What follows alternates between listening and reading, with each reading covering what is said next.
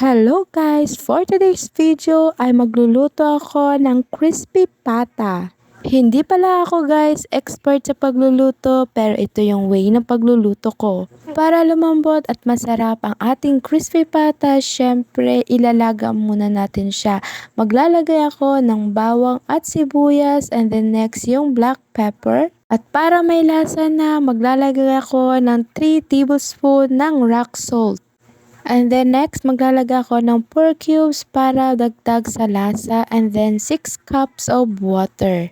At dahil na matagal itong palambutin, dito ako nagluto sa uling at after ng isang oras, ayan, malambot na ang ating pata.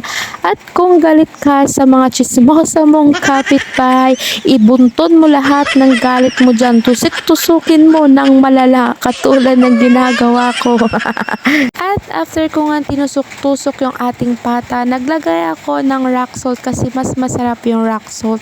Ginawa ko pala guys yung pagtutusok ng ating pata para ma-absorb yung asin na inalagay natin. At ayan na nga, after 5 hours sa freezer, ready to fry na ang ating crispy pata. Ito yung unang pagpiprito natin.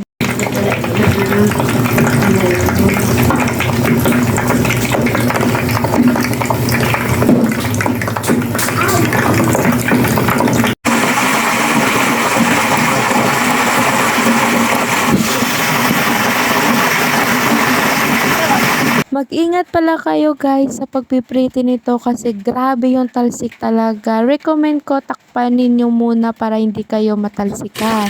At ito yung double fry na siya.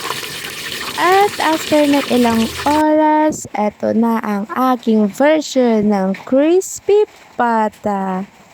At that is for today's video. Madamo gid na salamat. Bye! Mwah!